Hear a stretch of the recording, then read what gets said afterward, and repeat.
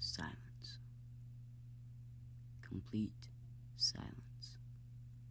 How does it feel living all your life in total and complete silence? Never hearing your mother or a laugh of joy, the song of a bird or the sweet melody of a violin. At the start of humanity, before spoken language, the only ways to communicate were through hand gestures and body language. Until the early 1800s, people who couldn't hear had the same unsophisticated ways of communicating. Almost everyone thought that deaf people couldn't learn and were useless members of society. All across America, parents, siblings, and friends of the deaf refused to believe this, but without action, nobody could change anything. One man broke barriers and helped give an education to the deaf. His name was Thomas Gallaudet.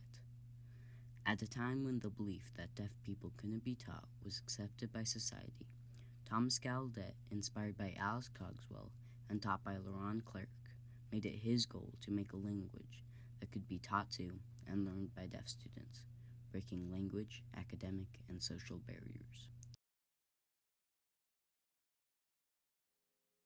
In 1814, Thomas Gallaudet came home from a teaching job to visit family and restock his medicine supply. He watched as the children played and noticed a young girl sitting by herself. Gallaudet grabbed the child and asked them why wasn't anyone playing with her. The child responded, "Oh, that's Alice Cogswell. She is deaf and cannot speak. We don't play with her." Gallaudet sat down by Alice and tried to communicate with her for hours, until eventually he took off his hat and wrote H-A-T in the dirt. After repeating the exercise numerous times, Alice grabbed the hat and wrote H-A-T in the dirt, understanding that the object meant hat. Gallaudet was surprised. He knew that she hadn't been taught because deaf people in America weren't taught. When Alice saw that Gallaudet was surprised, she got excited and started jumping and pointing at herself. She wanted to know what her name was. She was a 9-year-old who had never known her own name. Gallaudet thought of this and was inspired that the so-called unteachable could be taught. Gallaudet showed her how to spell her name, and Alice saw her name for the very first time in her life. Just as Gallaudet finished her name, Mason Cogswell, Alice's father, came to pick up his daughter from the party. Alice ran excited to her father and quickly wrote her name in the dirt and pointed to herself. Mason, not only being surprised but ecstatic, picked up his little girl and cried. This gave Mason hope that his daughter could learn. Mason, being a wealthy doctor, convinced Gallaudet to go to Europe for several years to find methods of teaching the deaf. Gallaudet went from Connecticut to the United Kingdom, but the British didn't want to teach an American. He also didn't agree with the strictly oral methods of teaching the deaf. The next place Gallaudet searched was in France, at the National Institute of Young Deaf in Paris, where they agreed to help him. This is where he met Laurent Clerc. Clerc lost his hearing when he fell out of a crib when he was only a couple months old. When Clerc was 11, he was brought to the school in Paris by his uncle. Being studious, he was able to learn to speak French and French Sign Language. Clerc now worked as a lead teacher at the Paris School for the Deaf. Here, the French took Gallaudet in and started teaching him the best they could. Gallaudet worked diligently and thoroughly, reading books and practicing sign language. The French taught him their sign language and methods for the deaf to understand and learn. After a year, Gallaudet had learned much but still had plenty of questions concerning language, and his funds were running low. Gallaudet asked Laurent Clerc to come back to America and help him make a language for the deaf. Clerc was happy to do this. While Gallaudet was teaching Clerc English, Clerc taught sign language. In 1817, when they arrived in America, they set up a little schoolhouse and started teaching a very small group of only 8 students. Alice Cogswell was one of them. As years passed, more and more people came from distant places to be educated and taught this new language that is now called American Sign Language. Many of the students came from an island called Martha's Vineyard, which is not too far off the coast of Massachusetts. This island was settled in the 1600s by many families with a genetic mutation for deafness. And after being secluded for a long period of time, many of the island's residents were deaf. Even if some weren't deaf, they still all knew the kind of commonly used gesturing sign language. This was probably the most sophisticated sign language in America at the time. This island had many students that helped make Gallaudet School grow and ASL be recognized as a language. Eventually, in 1856, Amos Kendall, Postmaster General, recognized the need to educate the forgotten. He donated 99 acres of his estate in northeast Washington, D.C. to help grow the school. This school was made into a university in 1864, the Gallaudet University.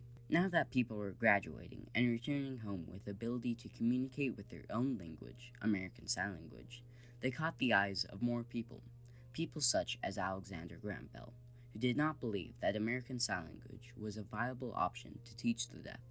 For this reason, he started his own schools, which were strictly oral and banned sign language not only in schools, but persuaded the parents to ban it at home. Since he was such a well-known figure, this became the social norm, and almost everyone agreed with Alexander Graham Bell's methods of teaching the deaf. Consequently, American Sign Language almost went extinct. Whatever the struggles were, the deaf community was resilient. So ASL survived under tables and in secret as former students continued to use it to communicate and thrive. It simply came down to the fact that the deaf enjoyed sign language so much. This was not only a signing version of English, but a new language with its own rules and sentence structure. They loved having their own language, a full visual language that gave them complete access to communication. They also loved having their own developing culture. This was in contrast to the huge language barrier that they had experienced in the past, where deaf people could only understand bits and pieces of spoken language and were constantly being pushed aside by society. Here, Professor Jill Radford explains the barriers ASL has confronted and the deaf community's priorities.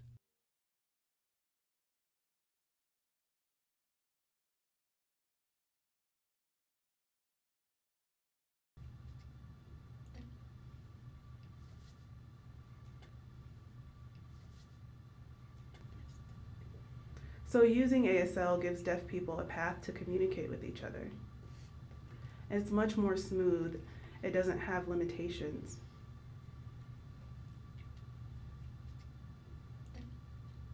And when hearing people learn ASL, the barrier between deaf and hearing reduces a little bit.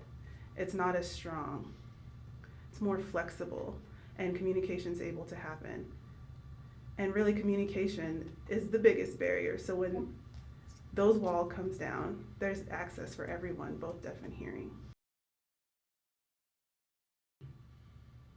Wow, it's really important.